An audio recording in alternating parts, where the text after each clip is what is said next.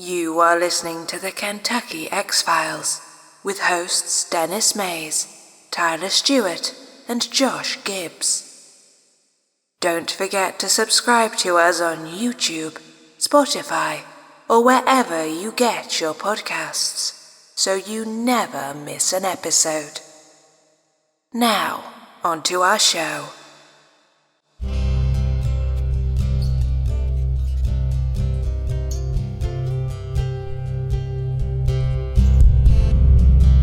Something that would be in the context of the supernatural. He described as being a gray, silver-looking, upright bipedal creature, dragging a deer out of that cave going up the hill. Where he goes, hey, I got a question for you. He goes, do you believe in demons?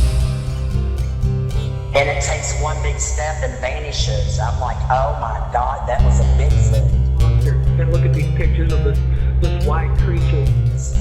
Something 7'3" to 8 foot tall. Right. That, let's say it like. And I'm telling you right now, if this was a bear, and this bear was standing on his hind legs, and he was running like a man, no, this wasn't no bear.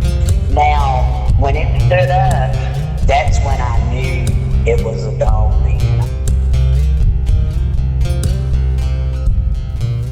Welcome back, guys, to the Kentucky X-Files. I don't know why we do that. Ooh. Nice. I love how you guys... We're a flock.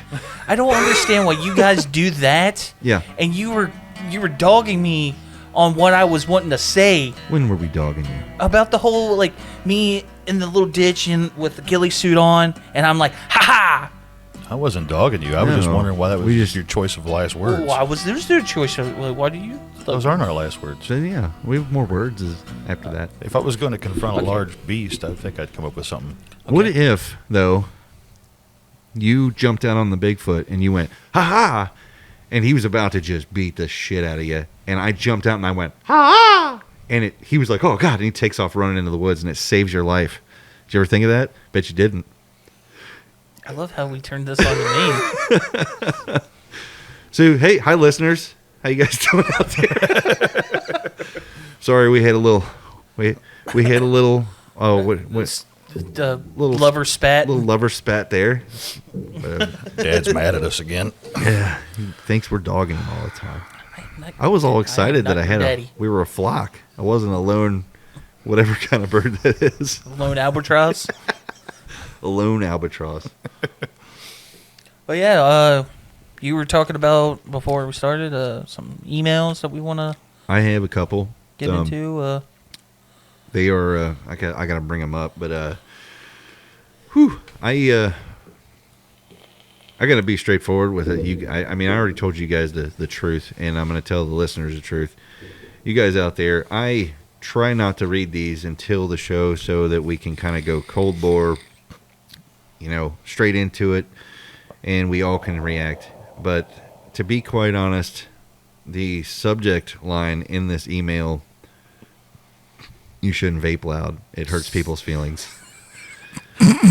No, we're just going to beat up Tyler the whole episode, aren't we? Yeah. I could say a whole lot about that too, but I'm just going to leave it alone. If I start going to other people's houses and telling them how to do their thing, then Yeah. Anyway, so I check the emails usually about once a day just to see what we got. The other one I have no idea what it's about. I haven't read it yet. The subject line in this one, on that one, is the one who eats. So this could be an interesting one, or it could be I don't know. But the one that caught my eye, and I absolutely had to read it, said, "My childhood Sasquatch friend." So I mean, come on, the subject line hits me. I'm like, okay, I have to know. I'm sorry. It's like Christmas. Tell me. So you notice he didn't video call us or anything. Like, guys, I want to read this with you. I'll be honest with you. When I read this one, even my wife was like, "What's wrong?" Yeah. And I know I didn't read this whole thing, but I read enough of it. This one I've never read anything in this subject in regards to the Sasquatch, the Sabe, Bigfoot, the Big Gut, whatever you want to call him out there. I have never read anything like this before. I always talk about patterns. I talk about all this stuff, and then something comes along that doesn't really work with, where my mind is. Only a part of this actually clicked with me, like, oh yeah, okay, yeah. So they've been doing this a while. Anyway, long story short, let me just give you guys the email so you can have it. And disclaimer: take from this what you will. You hear that all the time.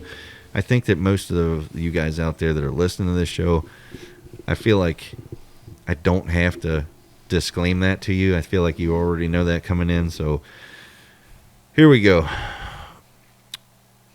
The email. My childhood Sasquatch friend.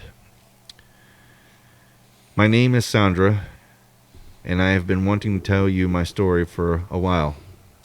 I am 77 years young as of right now. I began writing this on November 13th. Forgive my spelling mistakes. When I was a little girl, we moved to the country, or back to the farm, as my father said. The Great Depression had come into things, and money was hard to come by. We would make do with what we had.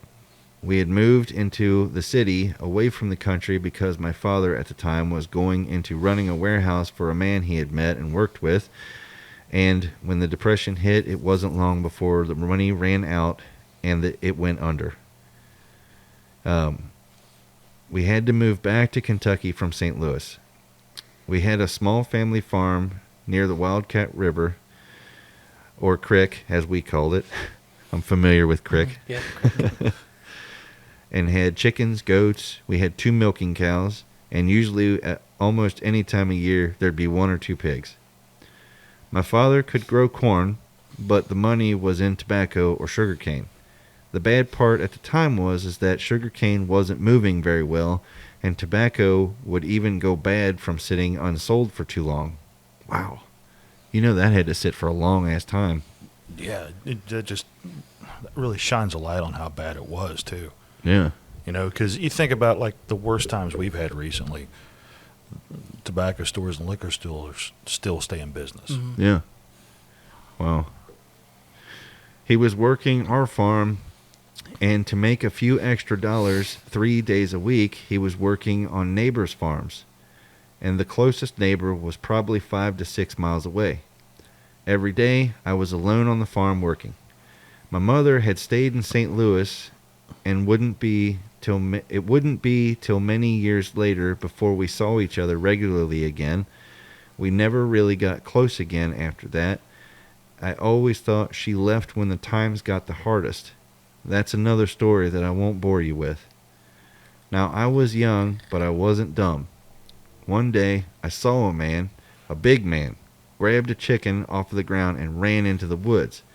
I knew how important the eggs were, and I went after him with a stick. Now, I don't know what my stick would have done, but I was mad. I says to the guy, "Stop, mister, give me back my chicken." I followed the noise of his running through the brush on the eastern part of the farm, and he stopped and turned around, and he was enormous. I always thought my father was a big man, but this took the cake. This man was 2 feet taller, or I'm a dandelion. I love this woman already. This is amazing. He was huge and covered in dark brown hair, and he still had my chicken in one hand. He was holding the dang thing with one hand. It was alive. And me being the bull-headed little boss that I always was, I goes, "Hey, give me that chicken, mister." He looked at the chicken, and then at me, and then he put it down and walked away. He didn't even look back at me, and he didn't scream at me or nothing like that.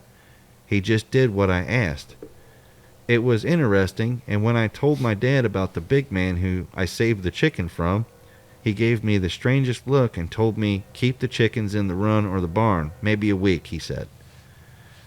And my father put a lock on our coop, and he gave me the key, and I still have that key somewhere put away. Anyhow, I wanted to tell you all of this, but I'll wait for a reply. I want to make sure I'm doing this right and that my email gets to you. Hopefully, I get a reply back. I found your show on accident and saw the picture on the front of it of my big friend. And I had to write you guys. Sandra. That's awesome. That's why I had to read it. I've never heard a story like that before, you know? The thing of it is, like, I don't know. The way I keep thinking, I don't know if he understood or she, like, understood her. Yeah. But but the creature knew what she was trying to say. Maybe it was just the intent. Like, yeah. You know, I don't know. In a way, she like, says, I mean, from what she's saying, there's a lot more to this story. Yeah. And I responded already. Like the title of it was my, like, what was it? Like, my friend? My childhood Sasquatch friend.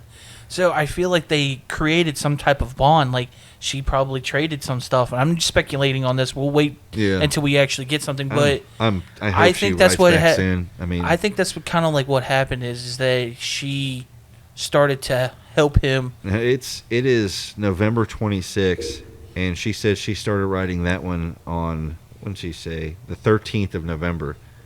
Mm-hmm. So I don't know if it just took her a while to write it, or if, you know, life got in the way or what, but I told her to take all the time she needed, and I literally, I'm not ashamed to admit this, I was like, Sandra, I want to send you flowers. Yeah. I was like, thank you so much for sharing this with me. Oh my God. I didn't know what to say. In a way, it was like, it was very hard. Like, even though that there was not a lot to the story at the like beginning, because it's the start of the story, but the whole the encounter was very heartwarming. It was more heartwarming than a lot of the encounters that we've heard so far. The one thing that gets me the most about it, I think it struck me as I don't know her personally. Yeah. But I know her. Right. The way she talks. Right. Yeah. I know her. I know folks that talk the way she talks. But she reminded me of my granny. But that's what I was about to say. You were reading the message, how she would, like, the accent. You started to do the accent. I can hear. Like, I don't know how to explain it better than that. Like, I know this woman, but I don't know her. You know, I don't know. I just think it's like, I know it's instantly took me back to growing up and hearing the older folks talking. And, you know, when they tell you something and then they'll tell you a bunch of stuff that happened at the same time. Yeah. And then, you know, they like to paint they want to paint you a picture. Yeah. The whole picture. Yeah, the whole picture, not a part of it, a whole. Yeah. And that's awesome. Like, and I'm excited to hear back from her. I really want to hear more. I was actually a little bummed when I got to the end of it. Yeah. Because I'm like, oh man. Yeah, I feel like I just dipped my toes in the water. No, I just want to know, like, it just makes my imagination run wild. And I hate that because I don't want that going into this subject. I don't want to speculate. You know what I mean? I want to hear the story. You know? What was her name again? Sandra. Okay, guys, just leave it in the comments. Give her some love. Yeah. Tell her to, like, finish her story if she's listening to this. She said she found the show on accident. Yeah. I'm like, how do you... You know what I mean? Like, right. How? I want to know. Like, I want her to tell me how she found it, you know? Yeah, this is somebody that we definitely need to talk to, even if she doesn't. I would like to actually get a phone call from her, but if not... And I want to know. I want to know which thumbnail it was that reminded her, because you've made a lot of thumbnails for us, and it's not always the same. Yeah, she said that Sasquatch. What'd she say? She saw her friend. I don't want to, like, hairy friend. Yeah, I don't want to quote her wrong. I just feel like I don't know why. I just instantly feel like I don't want to, like, insult this lady at all. Right. What did she say here? I saw the picture on the front of it of my big friend, and I had to write. So that's another thing. Is, like, again, I hate speculating, but the way she talks, like, is it still going on? Or is this, you know what I mean? I don't know. But, like, you got to think, like, how old did she? She said she was 77 years old. And how old did she say she was in the story? You know, she didn't. But I mean, if she's 77 years old, and you got to think that she was depression really hit in 1949. That's when it was at its absolute worst. I thought that was in the 20s, like 29. I thought it hit in 29. Was it in 29? 1929. It was 29 and 30. What am I thinking of? think you're thinking of I might be World War thinking of II. something You're else. thinking of like the baby boom. That Oh, might yeah. be. Yeah, After I'm yeah. probably off on this, but yeah, I want to know, like, how old was she? Okay, folks, here's the thing. We never do this, but we actually paused recording there for a second because we had a few red flags go up, and honestly, for the integrity of this little show, and you know, like we've said, when we you know, we're goofy and we joke a lot, and in the midweek we made a joke that, hey, we're the filter. You know, we want to filter it before it gets to you guys. We're trying to you know, weed out the bad stuff, basically, the false information. A few red flags went up on the last email we just read from Sandra, and we don't know, or Sandra, I'm sorry. Yeah. We aren't leaning a particular way yet, but Josh has been pulling up some information for us. One thing is, I'm bringing up the email again. Josh, you'd said for her to have memories. I wanted to start with that. The memories of going to the farm. Yeah, having chores. Okay. How old did you say she would need to be to have those kind of vivid memories? I'd say 5 or 6. 5 or 6 years old. Yeah. She said she was 77 years old, and then she brought up the Great Depression, but you found that to be a problem in the timeline a little bit. Yeah, that's what caused me to pause it, because I want to make sure the stories we're reading are accurate, and I wanted to, you know, like, wait, what's going on here? Because it just didn't add up. Because in one line it actually says the Great Depression had come into things and money was hard to come by, but you found that the Great Depression... The Great Depression would have happened in, let me get it up here so I get the actual years, 1929 to 1933. Okay, so we're gauging the timeline of this email at around what, Early 1950s. If she's 77 today, she would have been born in 44. Okay. So it breaks my heart to say this, guys out there, but we either have one or two things going on. We did find, well, I can't say we, but me and Tyler sat here while Josh found it. That there was a very massive decline in the economy in St. Louis in 1950. Okay, so maybe it was just maybe the nomenclatures weren't correct. Maybe we're not understanding what she's saying. Yeah, I think we're kind of leaning towards maybe she used depression when she should have said recession. Possibly, maybe. We just want to make sure we're right on it. Or maybe they were calling it a depression. In St. Louis. We don't know, but we wanted to pause and kind of address this first before moving on. And something interesting, too, is the 1950s, while St. Louis was in a major decline economically, Kentucky was in its industrial revolution. Okay, so a move from there to here would have been a good move. A good move for finances. Okay, because that was one of the things that she'd said is that they'd moved back to Kentucky after the business had collapsed in St. Louis. Right, and my thought was I didn't want to go through reading all this and keep talking about it if somebody else was going to catch it. I don't want to get caught with our pants down. I want to make sure that what we put out is accurate. So that's why I was like, time out, fellas. Let's do some math on this. Yeah, it isn't adding up. And if Sandra, if you're listening to this and we don't want to offend you in any way. We'd love to hear more of your story.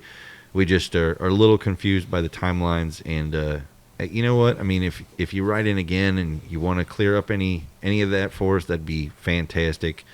Yep. And you folks out there, take from this what you will. We're not saying that it's we're not saying it's a hoaxer or somebody just trying to mess with us. There's some differences, and she did state it in there. Mind her spelling and word choices into. I wanted to mention that too. I just didn't know how to tactfully say it. Was that a lot of the sentences are a little run on. I get the impression that the person typing doesn't do a lot of typing. I don't. There's a lot of variables, So that's what we're kind of saying. I'm not calling her a liar. I just want to make sure the math adds up. Yeah. Oh yeah. That's this could Yeah. be us just being paranoid and trying to make sure, because you guys already know Kenny Roggins. We've had a couple couple emails from him. So Yeah. I don't care, feel like Kenny. You just keep sending them. I'll keep reading them. I'll make you look like a dick. So regardless of dates and timelines and all that, let's talk about what we know as far as her story so far with the big guy. Because one of the things that I was thinking about was it kind of parallels an episode of, I'm going to shout out the boys over there at Cryptid Creatures. And I really wish I could say which episode number it is, but I don't know it off the top of my head. And they put out as much content as we do, so finding it, we would have to pause again. But they actually had a guest on with them that was talking about a woman that had a Bigfoot encounter when she was a kid, and how it was more curious than dangerous. And it kind of paralleled like what she was saying, as far as like, it wasn't scared of her, but it didn't try to instill fear. Yeah. The one that jumped out at me the most was that it grabbed a chicken. For some reason, Kentucky Bigfoots are super into stealing chickens and poultry. And if I'm not mistaken, that was something that happened Yep. in the episode on Cryptid Creatures that I listened Oh, really? to. Yeah, I'm pretty sure it was some sort of animal that was being messed with. Oh, Jesus. I just look at it like, I mean, it's opportunistic. It's like, it's there. You know, I talked to a guy, it's been months, and he was, losing turkeys, like big fat turkeys he was growing, and this thing was like grabbing them and taking off with them. And that was the whole UV, I said, hey, buy some UV lights, stick them around there. It'll piss him right off. Again, I want to reiterate that I had no basis for that information. I just suspected, but it seemed like it got results, and I haven't heard back either. So usually, one thing I will say, though, is if someone is trying to hose us, they follow up. They always follow up. They want to see how long they can string you along, and I never did hear nothing back, so I just figured, whatever happened was resolved, and that's great. I definitely want to hear the rest of her story. Yeah, I definitely do too. Absolutely. Because if it's true, that's something that's really nice, cool to listen to. Her encounter is a lot different from everybody else's, because it seems like everybody's adult version. Yeah, it's always it's kind of trying to get them away from because I feel like in a way the Sasquatch knows that a bigger adult-sized human is more dangerous than a child, because I've heard stories where Sasquatch would help a child. Yeah, I've heard that too. So I like this story because it's showing the side, the gentle side of this creature, if the story is true. So it kind of lines up with the pattern that goes on in these stories. So, yeah, I mean, there's a large group that believes that the Sasquatch is responsible for missing children also. So just being fair, giving them their due, they have reasons that they believe that, and I respect it. I don't know. So, you know what I mean? I have another email here if you guys want to go into it. This is the one I didn't actually read. The title of the email, the subject line says, "The One Who Eats." So there's I love that title. Hopefully this is in the, context of what we talk about here. This one's a little creepy. I'm a little worried. Horror hour. If I'm being honest, I'm a little worried about reading it. I just want to steal the title for a song. The One Who Eats. All right, so here we go. Let's see here. Dear friends, I've been listening to you guys for a month or two, and I decided to write in.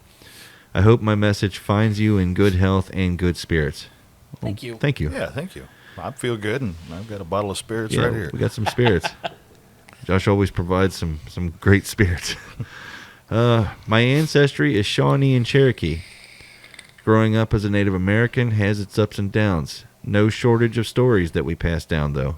Always from family member to family member or friend to friend. So, friends, I'll pass this to you. I listened to your story, Denny, about wanting to talk to your grandmother, who was a Kiowa Apache. Good, strong people, it says in parentheses. Oh, man, I appreciate that. She would have appreciated that, too. She didn't want to speak to you about the Wendigo. Okay, I understand now. The One Who Eats. Mm-hmm. And I understand that. I also had a lot of respect for you not pushing the subject with her.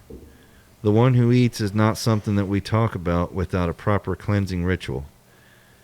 As far as the comment you made about this isn't anything new for Native Americans, well, you're pretty much right. Okay, I actually thought I was getting ready to get chewed out. Oh, crap. Oh, okay, anyway. You're pretty much right. We embrace that there are two sides to everything. There are two sides of every coin, two sides of the world. The one we can see every day and make sense of, and that other side of that world that doesn't make sense. That side of the world is where these things are from. I ask you, how much energy does it take to open another reality? I don't know. How much energy was released when the meteor hit Earth 65 million years ago, they say. I have stories that are only 4 generations old of ancestors of mine who saw animals that resembled dinosaurs. It doesn't make sense. But what would they have gained from lying about it? Who am I to judge what this world is or what it is becoming? This is just food for thought. Oh, and when you decide that you guys are going to go look for what you call the big guy, call him Big Brother. He'll know what it means. Dan. I love that he threw that in there, of like stories that were passed down of them saying that they saw creatures that look like dinosaurs, and he threw it in there saying, why do they have a lot? What do they have? Why do they have to lie or gain? And you say that every time. What is the purpose? It's always my first go-to. It's like what, especially back then, gain, Yeah, especially back then. What was it to gain to tell those stories? Yeah. If they wasn't somewhat rooted in the truth. I would love to sit with Dan and just hear those stories. And like I was actually going to throw that out there because he said dinosaurs. The only thing that comes to mind in a story, like in a Native American sense, is the Thunderbird. The Thunderbird. That everybody depicts that as a pterodactyl or yeah. Recently I actually read somewhere.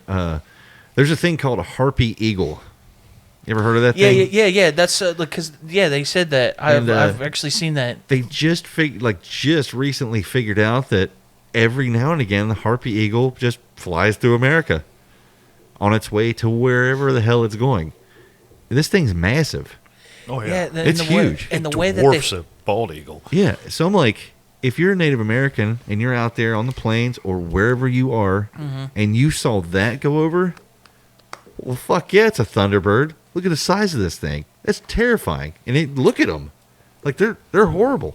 Maybe we can throw a picture of one up on the Facebook. Some people say, check this thing out. Some people do say that could have been the whole thing about Mothman. Because of the way that, because its head it's awkward. Like, the hair is awkward. It's, like, all matted, and, like, the feathers is all, like, everywhere. And then the eyes, they said, like, I guess, like, and then the wings and the legs, because of how massive it is, it will depict something kind of like that. Because most of the picture shows just wings, legs, and, like, this, like, furry type of head, like, rounded off head. So, I mean, look, dude, if you're driving along and that lands or flies near your car. I mean, yeah, that picture right there, send it to the chat, because that kind of looks like the Mothman head. That's what I'm saying. It's to me it would be easy to be like, okay, that's.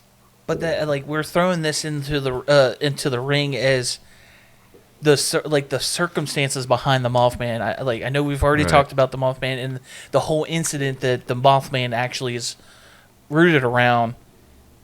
Like, the things that actually had to transpire. And that actually would have to fly over, like, because where's that native? Do you know offhand? I think they're in South. Are they in South America? I don't know. But you said they do come to North America sometime. Somewhere I was reading that they actually said that. They're from South America. They're Brazilian, but every now and again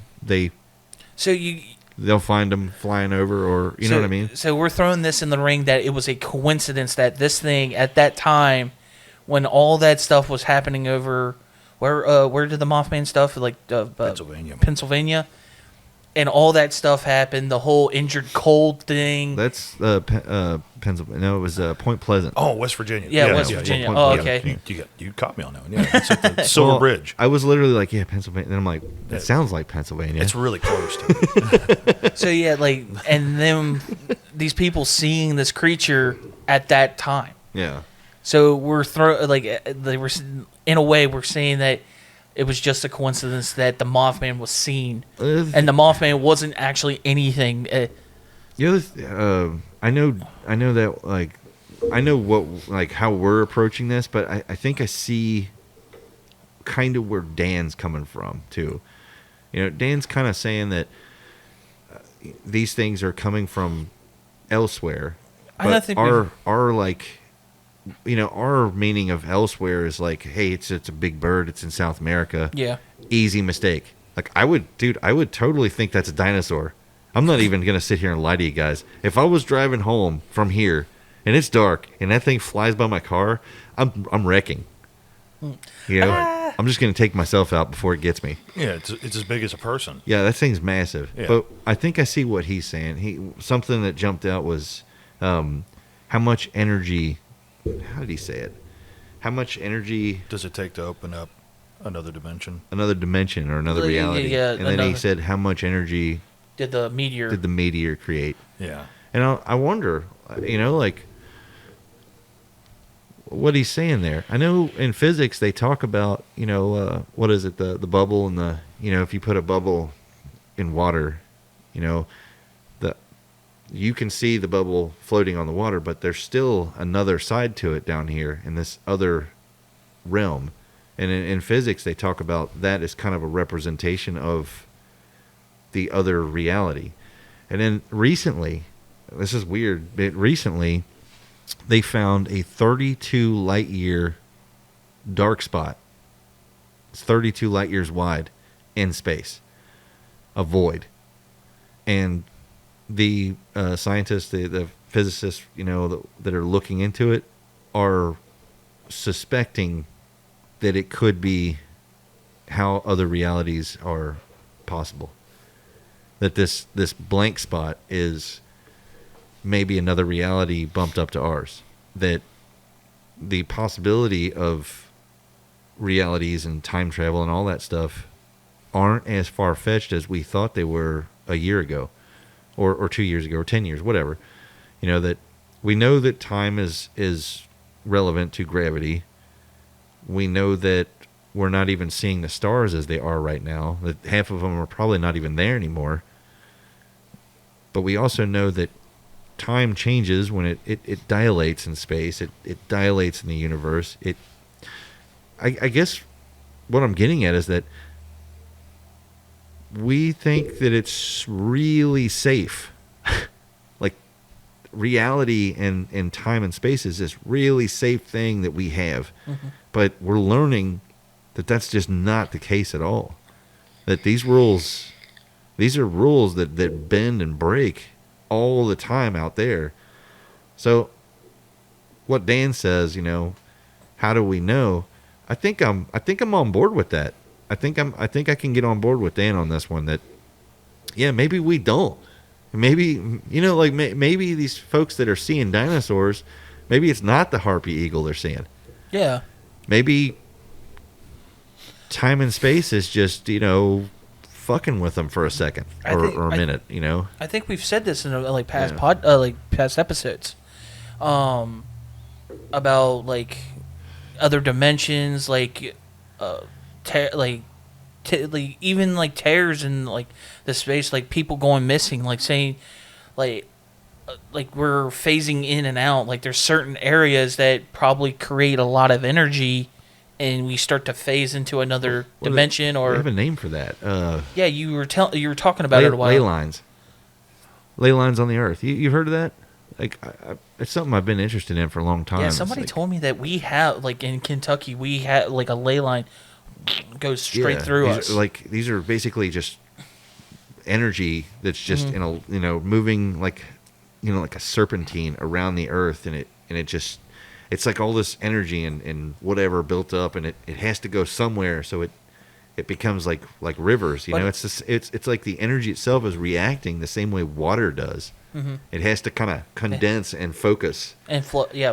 And it goes the least path of least resistance. Yeah, least resistance. Yeah, I don't know why, but I get. Yeah, we're on the same mindset. You mean what I know? Yeah, I know what you mean. No. But yeah, I wonder about it. I don't know, and I think Dan actually fixed the other problem we talked about at the beginning of this episode. When you said you were going to jump out on Bigfoot, yeah, he says to call him Big Brother. So instead of going ha, say Big Brother. I hope Dan's not just pulling a just crazy good prank. He punches me right in the face. Yeah, like ha would have actually scared him off, but you're like Big Brother, and he's like, what? Bam! Don't bro me if you don't know me. Yeah, don't bro me if you don't know me. Yeah. But, no, you were saying something a while back ago. Like scientists said something about these portals. What was the type of? It was another name. Oh God, what was the name of that? Oh Jesus! Are you talking about in the microverse? Yeah. Physics. Oh yeah. Yeah. What were they called? Axion portals. Axion portals. Yeah. That's kind of like what I was like. It kind of goes. Yeah, I should start listening to the show. Yeah, you guys should really listen to the show sometime. We could use what the he's views. saying about. I could learn something. Like them coming from other sides or seeing things like, and the energy, like in a way, like what could we say that the energy from the meteor hitting knocks some of the dinosaurs into these voids, and they're coming out. I don't know. I mean, what? Because if you go that route, right? If you say that's like a lot of science fiction thrown in there. if you could go back to the meteor, the great event, right, in New Mexico, when it hits, it disrupts the ley lines. I don't know. Yeah. Maybe the energy released. Who knows? I mean, they say it would be like the biggest, bunch of nuclear bombs going off at once. It's a planet killer, basically. Okay, so it releases all this energy, or it throws off the energy of the Earth somehow, or whatever. I don't know how it would work, but if you think if that is the route to the solution, then that solves a lot of shit. But that solves ghosts. It solves Bigfoot. It solves UFOs. It means that your UFO isn't coming from across the galaxy. He's in the world next door. Yeah. And we actually talked about that. Yep. Yeah. That was the parallel universe we talked about, where it's like just a few feet off of us. Yeah. And then every once in a while there's a glitch, I mean, like phasing and that's stuff. kind of where I'm at, is like that shit happens out there in space. So what the hell would make this planet different? You know what I mean? Another thing, I'm just saying here. Gravity? We always say, okay, that meteor. They always say it's a planet killer. But it didn't kill the planet. No, it killed every living thing on there. Almost. Yeah, almost. It didn't kill all of it. Yeah. There's still a few things that live that I'm still kind of unsure about. Like how? So that's what I'm like. Mosquitoes. Give me a fucking break. Yeah, but at least they got smaller. Oh yeah, that's true. I'm just like. Gives you a lobotomy. Oh God. Yeah, I mean, swatting a 1-inch mosquito is much more pleasurable than a 2-foot one. Dude, you ever heard of the Arthropleura? Oh, the giant centipede? Yeah. Yeah. I'm glad the meteor hit. Yeah. Or was the giant dragonflies? Yeah. And giant scorpions. That's where I'm at, is like Titan boa. Yeah. Okay, Titan boa. There's like a spider that was like the size of a Volkswagen. Okay, and Tyler's literally going into vapor lock as I say the S word. Yep. There's Arthropleura, which gives me the freaking heebie-jeebies. Go to your happy place. I am not kidding you right now. If I walked out there and the Dogman was out there, and as long as he's not an Arthropleura, I'm good with it. If there's an Arthropleura man, I'm out. I'm done retiring. Don't want to know. Yeah. Don't want to. That's just nope. I would be out there like petitioning for another meteor. We need another one. That one didn't do it, you know. But see, like that, yeah, it bugs me because I'm like, okay, dinosaurs, I can get that, you know. They're a bigger animal, need more oxygen, need more plant life, you know. Plant eaters need it. The meat eaters need to eat the plant eaters. I get that, you know. Circle of life. Circle of life. Right. It's. There's a few other things that don't make sense though. Is like mosquitoes. You know, mosquitoes. You know, they said that most of the mammals were underground. That's how they survived. So the mosquitoes went underground, or how did this work? You know, were they just waiting up there, and they're like, "There's one, get him!" And like 50 mosquitoes just jumped on this mouse, like the mouse falls over dead, and they're off. If you watch Jurassic Park, they got stuck in the sap. Well, yeah. You're doing your DNA voice. Yeah, they get stuck in the sap. Mr. DNA. Mr. DNA. John, that hurt. Yeah. Well, I'm just saying, it's like, you know, maybe the meteor didn't quite do as good a job as they thought. You know, it obviously didn't get mosquitoes and cockroaches or, you know. Can survive nuclear bombs. Apparently. You know, I seen a thing where somebody said what cockroaches would evolve to if they were put on Mars for 500 years. And it actually had like a race of these like ripped like cockroach men standing there. I'm like, that's the last thing we need. Right. We don't need that. They're already unkillable. Yeah, they're already like fucking indestructible here. But like they can't kill us. Not yet. Exactly. They're biding their time. Right. They're like, as soon as we're invincible, then we'll start working on our offense. Can you imagine if the Madagascar hissing cockroaches were sent over there? They'd have a war cry. I'm not into it. You know, I'm not into any of them. You know, I've never been a bug person. Nope. You know, where I'm like, I've never been freaked out by bugs. Like I've always, you know, I like spiders. I know Tyler's gonna fall over. I like spiders. I've had generations of spiders that I've kept alive that lived at my house. You know, orb weavers and stuff. And I'm like, I think they're fantastic. Like they're just fascinating and fantastic creatures. And then there's like, you know, the hissing cockroach or these centipedes that are like that. And I'm just like, you know what? I'm good. I don't need any of those. I don't even like scorpions. Like you go to the pet store and they're like, oh, check out the scorpions. I'm like, nope, not into it. I would throw his ass and I would boil him. And I'd probably be eating scorpion. You know, see, I'm good with Cajun style scorpions. See, I'm good with critters as long as I'm not surprised by them. Yeah. You know what I mean? Like, if I see it before it sees me, I'm good to go. Yeah. But if it surprises me, I'm usually not real happy about it. Yeah. I feel like this is like spiders are the reason why I haven't armed myself yet. Because Yeah, I would put so many holes in my house. There is a cryptid spider. I know. I just don't. I just try to keep you guys from not talking about them. I've known for a while. I've been waiting on it. No, don't want to. We're gonna have to do this one night. No, I am not. Cryptid creatures, bro. I quit. I mean, it's cryptids. I quit. You know. I quit. I'm done. I'm just saying. It's like there's I quit for that whole segment. There's so many of these little creepy crawlies that I'm not into. You know, it always brings me back to the meme that I found that I sent to my daughter, where it literally says it's a text and it says, "Dad, there's a spider outside the bathroom. Please kill it." And the text return says, "Dad's dead. You're next." And it says from Spider. My daughter hates that meme too, because she knows I'd do that. Right. Giant spiders, giant arthropods, all this stuff gets wiped out. Mosquitoes make it, cockroaches make it, you know, and there's an assortment of water-based critters that are horrible that somehow just survived. What was it? The lamprey that you hate? I hate lampreys. You ever looked at one of them things? Ugh. And they can attach themselves to you. Yeah, it looks like a giant.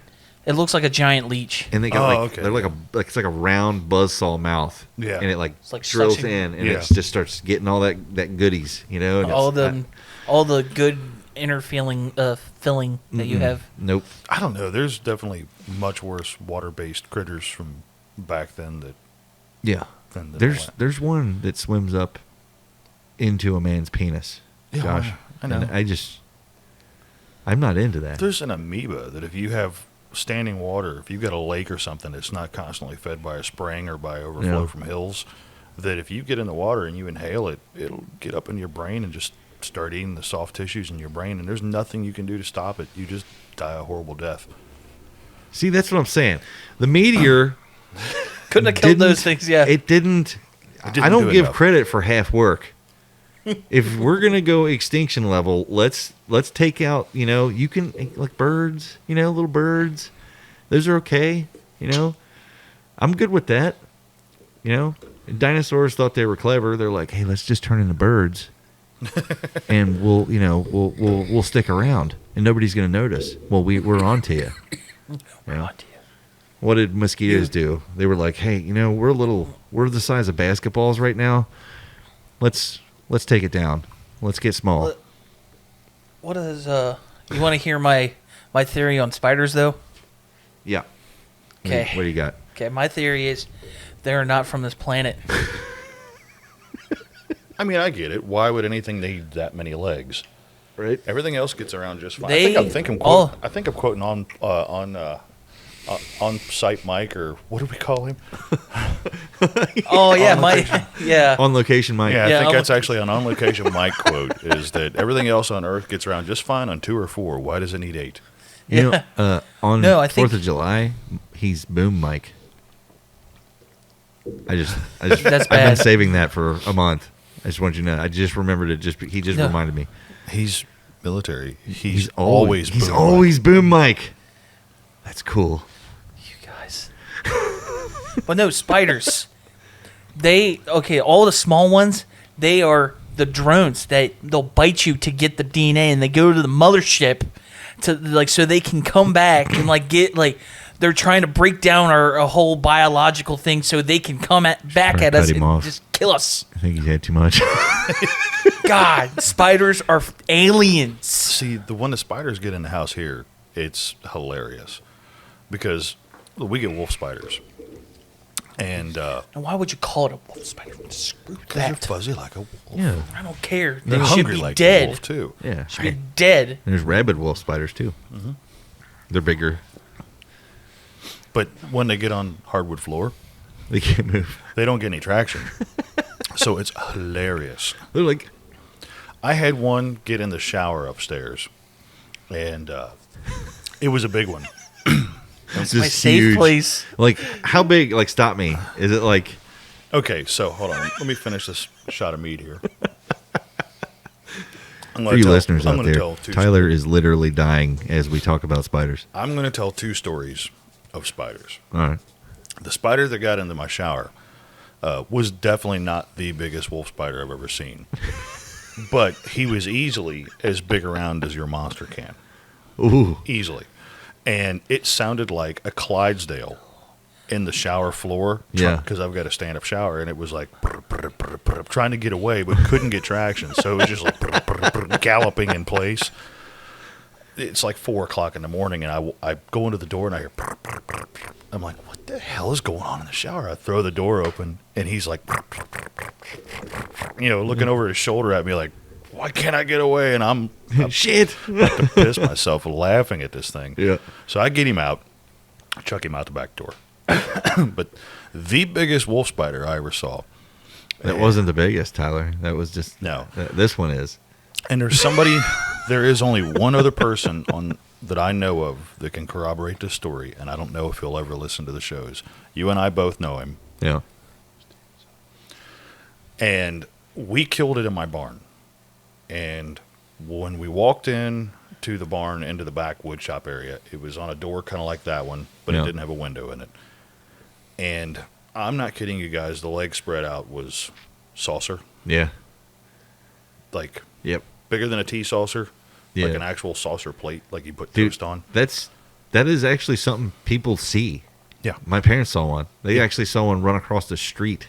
Mm-hmm. And my dad was like, dude, somebody lost a damn tarantula. Yeah. And- I've seen 2 of them that big on that farm that I grew up on. That's crazy. We got to go to location and get some evidence. Yeah, it was. Yeah, I wish that he was a listener and could corroborate the story. But yeah, because I even called the Kentucky Wildlife Association or whatever it was, and they were like, "Nah, we've never seen anything that big." I'm like, "I'm telling you how big it was. I'm not asking you if you've seen one this big. I'm telling you how big this wolf spider was." Yeah, and it scared the crap out of me, so we killed it. They get enormous if left to their own devices. I'm thinking this thing was probably eating mice. Yeah, they say that. I mean, as far as I know, this has never been disproven, but they say that the only thing keeping them from getting like truly massive is us.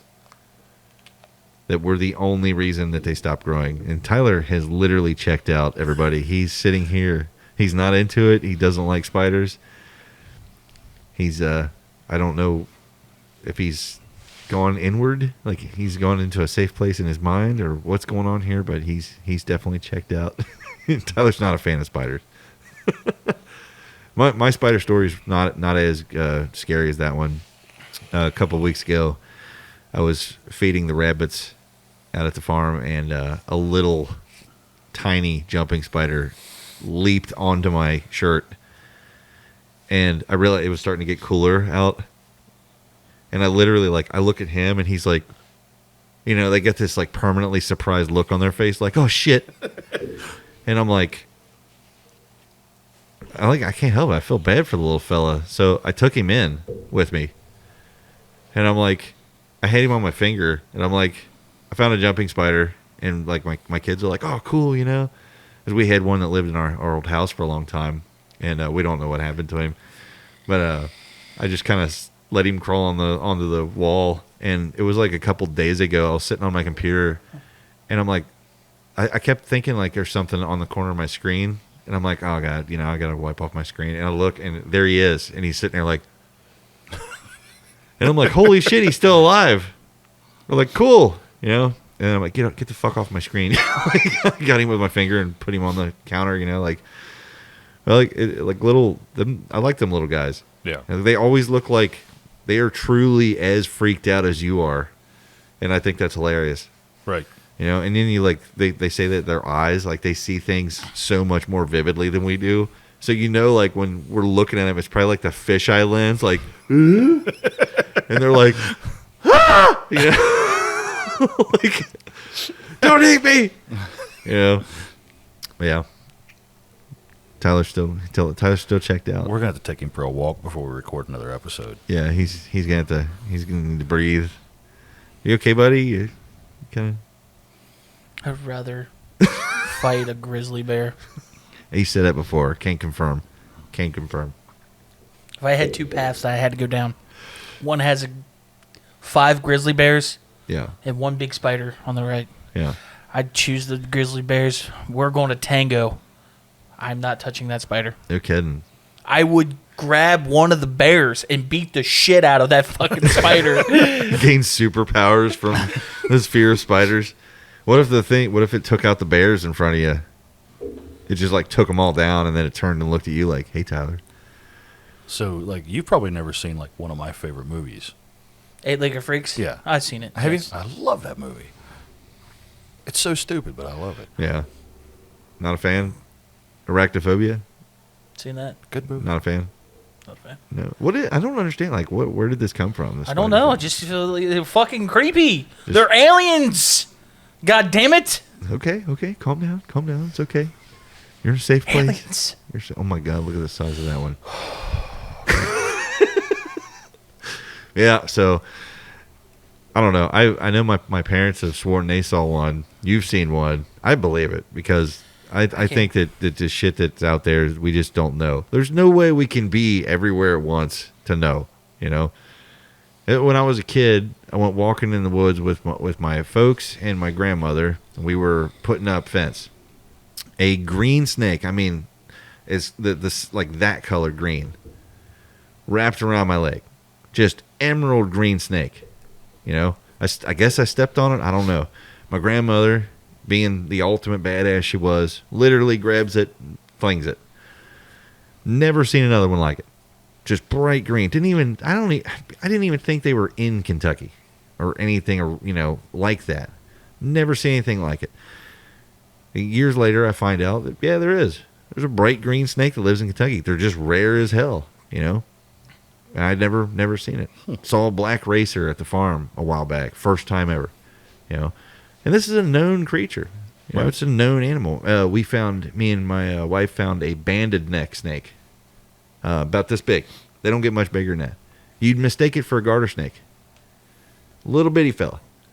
Nocturnal. Had no idea.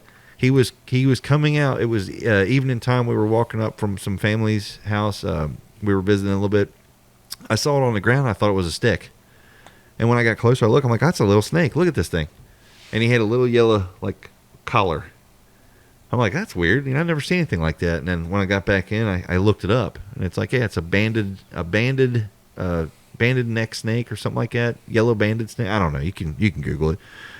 And I'm like, dude, you know, I'm 40 years old. I've never once seen that. You know, I've seen a few different snakes in the area. I've seen 2 different rattlesnakes. No. Well, same rattlesnake, 2 different occasions. Right. Well, not the same snake, but same species. Same species, yeah. Pygmy I rattlers. was gonna say, if it's the same snake, he's asking for trouble. Right. 2 pygmy rattlers. I've seen the corn snakes. Yeah. Rat snakes, black snakes. Yeah. You know, copperheads, typical stuff. But the rattlesnakes are the ones that really surprised me. They were this far north. I saw one copperhead. It's been several years. It was when my kids were a lot smaller, and I went out to the farm to sight in a rifle I bought, a 17-inch MR, and I was walking back there, and he was coiled up in the middle of the trail, and I'm like, God, I've never seen this thing before. You know, like, what the hell is this? And he was ornery. He was real ornery, and I was. It actually kind of took me back a little bit because I'm like, whoa, okay, easy, buddy. You know, I remember I took a stick, and I'm like, you know, go on, fuck off. You know what I mean? Get out of here. And he literally was like, no, like he was standoffish to me. Oh, like, they'll stand their ground, yeah. Yeah, and I'm like, okay, what the hell is this? And then I don't know. I put 2 and 2 together. I'm not no expert by any means, and I'm like, okay, he's not a black snake. He's aggressive, obviously, because he was striking at the stick. So I'm like, okay, that anybody out there's encountered a black snake, dude, you can do almost anything to a black snake, and they're just like, come on, man, you know, dude, right. Seriously, I'm at it. Just leave me be. You know, they're the snake that's like, they will lay perfectly still in the middle of the open, like, don't see me. And you're sitting there like, dude, you're solid black and you don't blend in at all. And he's sitting there like, yes, I do. I'm so still that I'm invisible. And you're like, no, I can see you perfectly. You know, this one wasn't like that at all. He was camoed. He was big. He was nasty. And I tried to get him to go peacefully. Put it that way. You know, I'm not cruel to animals ever, but this one was. I perceived it as a danger to my children. You know, that I brought my children out there a lot, you know, to go in the woods and see, you know, foxes and animals and things like that, and just experience the woods. And this would have been right in their path. So, you know, he had to go. And I've never seen one since. Not even once. He was kind of scary, you know what I mean? The black racer that I saw was, it just, you know, it brought me back to the whole cryptid thing, you know, the search for these things, these unknown creatures, you know, and the possibilities, you know, because I'm like, you know, I've said it, I've taken a stance on this, and I'll say it again. I don't believe that there's that many of the big guy out there. I just don't see it. Can't get on board with it. You know, the Todd Standings out there, the whatevers, you know, telling you that there's 15,000 of them walking around in a stretch of woods. Doubt it. Seriously doubt it. You know, there's supposed to be like 7,000 or more black racers in Kentucky. I've seen one in 40 years. Right. And I'm a person who loves the woods. I'm a person who loves the outdoors. You know, I live there. And I've seen one. And it was a month or 2 ago. I just don't see it. If I'm only seeing that snake that's apparently decently common, you know, like if I'm just now seeing it, and it's a pretty common animal, and it's a proven animal, and I'm, then an unknown animal to me it's in the realm of possibility. Right. I can't say 100%, but I can say it's in the possibilities, because I seriously can't see 15,000 Sasquatches walking around, dude. We'd have them on cameras. That'd be an army. We'd have an army of them. We'd have reserves. Yeah. We'd have reservation areas that are not allowed to hunt in because they're there. Right. Massive populations of them. I think there's like 300 or 400 bear in Kentucky. Mm-hmm. And you barely see them. Yeah. So if we know that 300 or 400 bear in Kentucky, then you think, what if there was only 12 Sasquatch? Exactly. That's what I'm saying. I can't get behind that whole argument of that many of them. I just really can't. It just doesn't make sense to me. But you think if there's, logic tells me that if there is a walking hominid out there, especially one that lives its entire life cycle pretty much in the elements, well, over generations, just by environmental evolution and adaptation, you're going to have a species that's, like I've said it before, only the strongest get to go forward. Only the smartest, the strongest, the fastest, the best of the best. Those are the only ones that are going to live. Even if it's a dying species. Even if it's a dying species, till the very end. And I think that's what it is. If it's still around, it's dying. It's on its way out. It's on its way out. That's why I think that the stories have been passed down from generation to generation, and every culture has one, is because we have the blueprint, historic blueprint. We've talked about it on the show before. Gigantopithecus, Meganthropus. Yep. They could have been walking, and stories could have been told about them. Yeah. Absolutely. One of the most famous Native American stories about a giant man. His name meant mountain. Aeon was the name. Aeon. And he was a giant. And they, this is a Native American story that's pretty well known. It's a Western tribe, though, isn't it? Yep. Yep. And they actually he was taking women, and they ended up trapping him. They trapped him in a deadfall, I think it was. The story changes depending on the region too. It doesn't change much. Like that's one thing that's interesting. No matter which region or tribe you go through, it doesn't change a whole lot. It's either they just added something like it's just like a bad thing of telephone. Some people say that he fell and the fall was so far down that he basically couldn't get out and he died in that hole. Others say that they dug the hole and they trapped him, and his own weight was what killed him when he fell. And then other people say that he didn't die when he was down there. He starved to death. And then there's a lot, but all the way through the 500 nations, there's usually a story about Aeon. There's several good stories.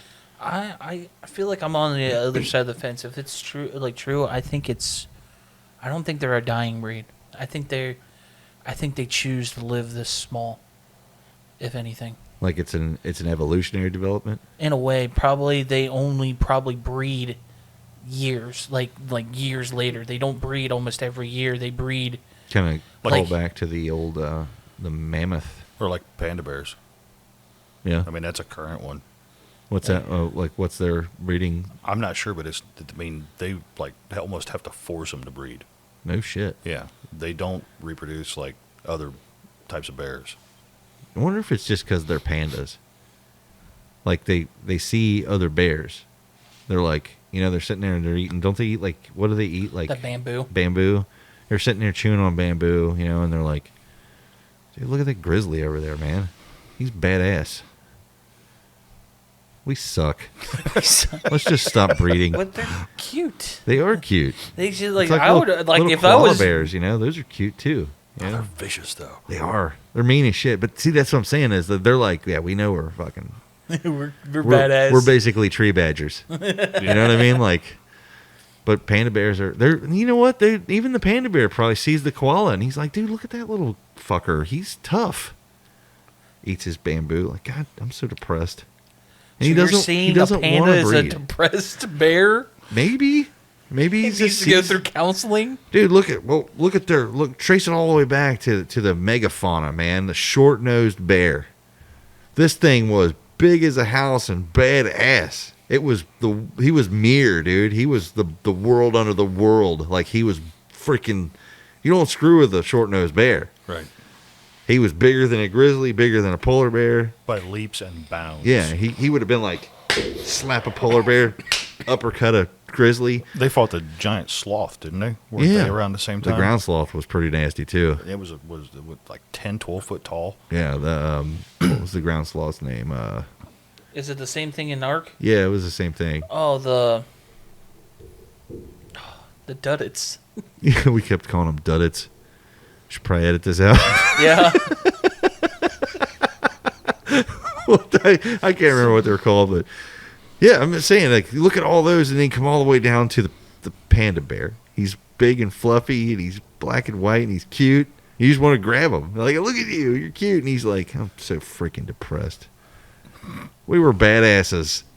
Now look at us. Our ancestors would be ashamed. Yeah, we failed them. We failed them. Maybe they're just depressed, you know. Maybe Bigfoot's depressed. The way we've like kind of scouring through every like encounter, all we've heard and read, these seem like intelligent creatures, and I feel like the way that it is, I think they only breed when they have to. Yep. I think at some point we're going to have to put together an episode where we put a profile together. Because, like, it'd be perfectly honest, how many sightings of like the small, like any small, like I've heard some small Sasquatch, yeah, like hairy, like almost our size, maybe a little shorter, yeah, and they say that could be a juvenile. The one thing about the pattern that I found in those encounters where there is a baby present is that the male is always nearby and it's way more aggressive. So that's what I'm saying. Like there's not too many of those sightings. So we're getting a lot of sightings of the big guy. Yeah. The actual adult. Mm-hmm. Like so, but we're not getting in a way we're not getting a lot either. Well, we have. But we're not getting even less of the actual infants and the child. So that's why I'm saying is there's less infants because they don't breed as much. I wonder what the gestation period is. I don't know, but you guys just literally made me remember. There is a video, and I'm ashamed to admit I took a crack at it and it stumped me. She was a bow hunter. Yeah, the two, and they look like. And I remember that. She's literally sitting there, and she's filming with a little flip phone, because this happened. It was back in the day. This happened a while back, and first detail that hit me was, the phone doesn't go and run off, like. But it is blurry as shit, though. Yeah, it is. It's a flip phone. I was gonna say like 95% of the videos out there. You guys know who we're talking about. You know who you are out there with those videos. You know who you are. Okay, so the flip phone, you can hear her breathing in the video. Mm-hmm. She's freaked out. Okay, the phone doesn't go running off as soon as it sees it. She stays on it. It comes out, it scoops up what looks like a baby. The baby grabs onto it and it walks off. And she's sitting there like this. And that one, to me, that one's one where it's like, okay, I don't know. There's really nothing I can do with it, because the body proportions fit the profile. It fits what we're looking for. The arm length's going to be a lot longer. All the most credible ones, the arm length proportions are way longer. You know, I remember a while back, there was a guy who said that he was wearing the patty suit. Yeah. and he did the walk. Mm-hmm. He didn't do it perfect. He wasn't raising his legs up as good as Patty was, and he wasn't moving as fast, but he did the walk. But the problem I had is that the arms weren't right. That was the first thing I saw. I'm like, okay, so what's up with the arms? You know? Then the other thing, too, is that Patty turns and looks. We're not supposed to vape on the air. You know? I'm sorry. Shouldn't be vaping. Sorry. Sorry. I'm never going to let this go. Sorry. Anyway, so Patty turns and looks at the camera, but there's no crease in the suit. You know what I mean? There's no crease. You know, Yeah. like if you're wearing a suit and you turn and look, fuck man, Batman can't even do that. You know what I mean? Yeah. If Batman turns his head in the movie, you're going to see a giant crease. So they don't do it. It's because it cinematically doesn't work. Right? If it's clearly just watch. Get on Sci-Fi, and just wait for a shitty monster movie to come on. Okay, folks, please. And tell me how many scenes the monster turns his head. That's all I want. Just give me a list. Tell me how many times in that movie you saw the monster turn his head. Not his whole body. Like they do, if you know that you know the motion I'm doing, the monster goes, ugh, and then it goes after. Watch Power Rangers. Okay? What I'm saying is, right. There's a reason for that. It's because our costume making doesn't allow us to make a cheap Bigfoot outfit cheaply, affordably, for the sake of hoaxing, and then turn the neck. That costs a lot of money. And not only that, a lot of the ones that you and I have looked at that we've never even put into the show, you can see the sagging crotch of the pants. You can see the pants. You can see the seams. You can see where So there's a handful of Sasquatch videos out there that I think are, if they're not the absolute best hoaxes ever made, then that, to me, that eliminates that possibility. Can we do a cryptid theory, the one I sent today? I would love to. Elvira Squatch. Yeah, I would love to tear into that one. Yeah. As soon as I saw it, I was like, oh my God. But yeah, if we can't eliminate that, you know, and like I said, it's not every one of them. We know for a fact that 95% of those videos that are coming through are horse shit. But that other 5%, something's there. Something's going on, folks. And I'm saying that, to me, I've never met anyone whose life passion was to hoax Bigfoot. I've never been sitting there with my buddies like, dude, you know what we should do? We should build a $80,000 Bigfoot suit and just go walking through the woods in Kentucky. That's suicide. Funny little anecdote. When they were filming Star Wars in the mountains of California, they wouldn't let the actor that played Chewbacca leave the set because they were afraid that someone would kill him thinking he was a Bigfoot. Like, that's a legit thing to think about. Like, if you're playing in the woods, there's a chance somebody's going to see you. Right. And yeah, they're going to... I'm just saying, you might run into that guy that's like, I'm going to shoot you. Dude, he wants to be that guy. We are in Kentucky. There's more guns in this state than the 5 states around us. There's more guns in the state than people. Yeah. And we do have a record on file of a man opening fire in a state park because he said Bigfoot come out of the woods on him. Yes, I read that myth. You know what? He was with his kid. You know what didn't happen after that sighting? The Bigfoot sightings didn't stop. Yeah. Okay, so... He called it Sasquatch country. Yeah. I thought that was great. I mean, this dude literally opened fire and starts shooting, man, just sending rounds down range, right? And I think it was a revolver, like some type of... I think it was like a 45 or something bigger. So I mean, let's look at the other scenario. So let's say that every single one of the Kentucky sightings are a hoaxer. He is a wealthy individual because he's building a amazing suit. We're basically talking Bruce Wayne here. Okay. To say that. The point of his hoaxes is to I'm really not to that one yet. I don't really know where this ends following that thread. But on the other hand, he's a thrill seeker because he's gonna get shot at. Spelunking. Right? Yeah. And he happens to have a suit that's just absolutely the rival of any Hollywood, creature shop. It's Batman. It's Sasquatch Man. So this is the part. To be quite honest, this stumps me more than the idea of an upright hominid. This does. My whole thing isn't even too hey, oh my God, is Bigfoot real? Is he not real? Oh my God, this is just that's not what bugs me. What bugs me is the mentality of a human person walking around in a fucking suit when you're going to get shot at some point.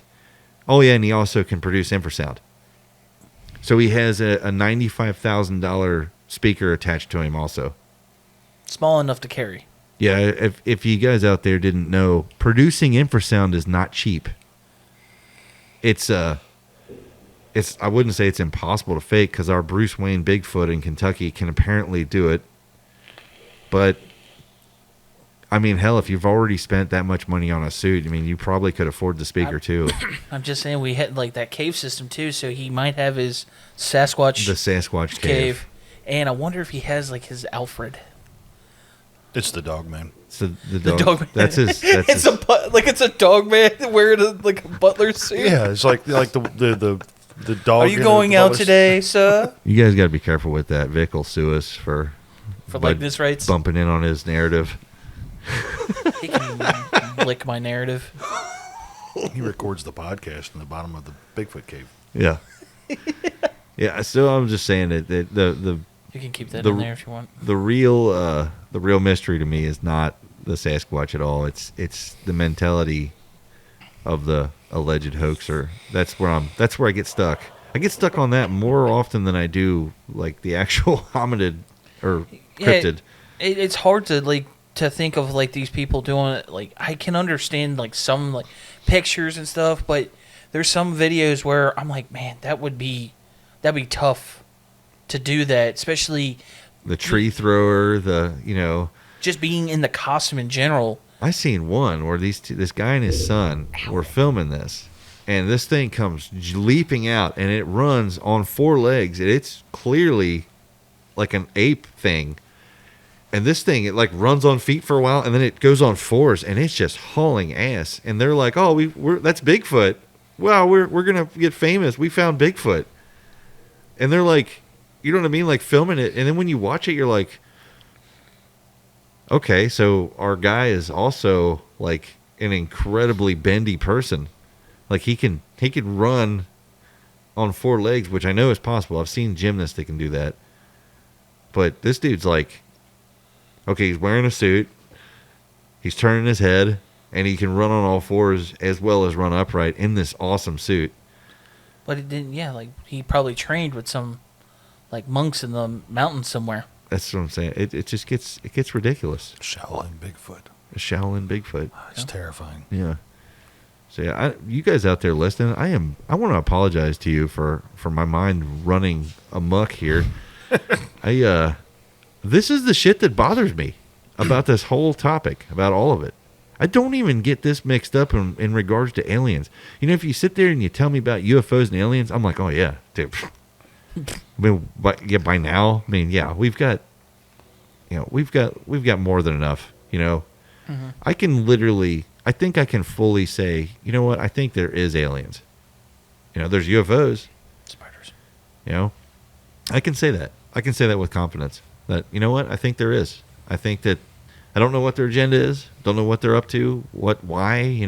What's the thing? I mean, there's some theories that make sense to me, like the ant farm theory, or kind of the pets, or they're just studying us, kind of checking us out.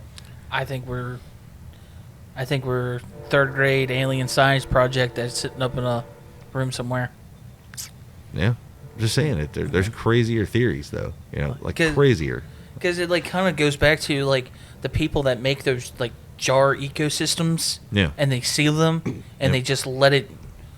And there's creatures that like little creatures that will start to form. Yeah. In there, and like if you open it up, since the oxygen in there is so rich and it's not tainted by all the carbon dioxide that's in the air nowadays, that whole thing would die. Right.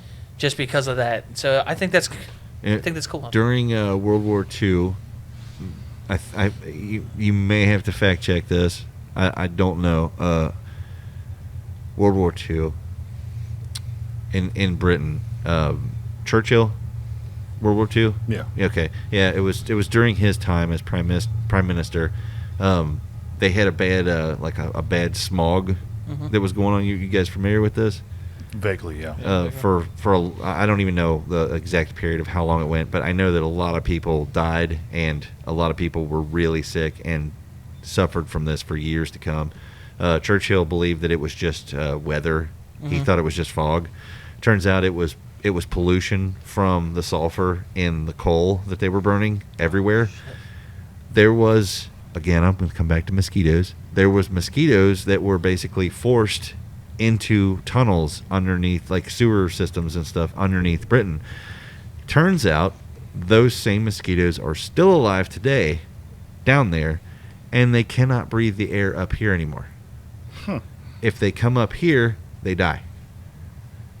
They have to stay in those tunnels because the atmosphere, over years of breeding, they've basically evolved to live in that environment. And that's I thought that was really interesting. I know we're getting on this. I know we're trying to end this one, but like even I saw a guy. He went into this cavern, like underwater cavern, and he got in there. There were still the same type of like bugs and stuff down there, but they're all blind. Yep. And their skin is transparent because there's no light or anything. Yeah, there's no reason. There's no reason to actually have any kind of protection around them. It's a waste of energy to develop it. Yeah, we grow skin because it combats UV. Yeah. We don't want UV hitting our organs and such. So not only that, like the skin is part of our a radiator basically. Yeah. And like if you skinned a person completely, and they were still alive, if you stop treating them, they would just die of hyperthermia. Yeah. That would be what got them first. They would overheat and plus die. Infections too. Sure. Yeah, the hyperthermia would get them first. Well, yeah, that would definitely. But if that was like in check, but they would be susceptible to any kind of bacteria that just would land on them because I feel like our skin wouldn't absorb. Like our skin doesn't absorb that. Our skin, that fast. Actually, our skin absorbs a little too well. It's kind of not our. It's not our strongest defense against like microbes and things like that. We absorb. Unfortunately, I think somewhere I'd read that eventually they think that our skin will develop kind of the ability to close off to things like that. But it would take. Wonder what color our skin will be when it happens. I don't know. I think we have gray. Active like armor. It not really armor, but like say you lived in a world where there's a lot of pollution every day, a lot of like industry. I know this is crazy far fetched, right? And you're just consumerism is just driving the world into more and more, and the air quality starts to get bad, and we don't know why. We figured it's because of global warming and whatever. And icebergs start to melt and things like that, that maybe something like that would force our, environmental evolution to kind of like, hey, the skin, something in the physiology of a human would say like, hey, maybe we need to start working on a defense against this obviously thing that isn't changing. Maybe we should change, or we just die out. Can we just say that it's armor? We can, you can. Okay, cool. Thanks. Armor. Well, guys, we're going on tangents. Yep. With randomness. Took you on a ride, didn't we? I'm just going to let you guys know that since like there was a part of this episode that was talked about spiders, I'm just going to leave a black blob on the thumbnail because I don't want to look up spiders. That picture's supposed to be a spider, but I don't want to look them up. Okay. So I just want to let you guys know that. I think that's fair. So that's fair. We'll let him have that. Yeah, I feel like it's fair for putting. I'm just like saying, like, guys, think about it. Aliens, spiders are aliens. I mean, I don't want to throw. Okay, let me throw this out there. I really don't believe that they're aliens. I don't want to throw false narrative, but I think it's funny. Alien encounters. That could be a channel. I can start making up stories. I think I need to back off of this. Maybe Tyler is a spider in a people suit, and Nope. that's why he's long gaming us, and that's why he wants to act like he hates spiders because he doesn't want to see us around spiders communicating with his own kind because they'll know he's one. They'll know he's one, and they'll start talking to him. They'll blow his cover. Mm-hmm. Keeping an eye on you, buddy. Yeah. Like you guys like walk off, and I'm out here like, shut up, Fred. That's the episode title. Go leave. You almost blew my cover. Is Tyler a giant spider? That's a midweek mystery. Okay, guys. Later. You guys take care of each other.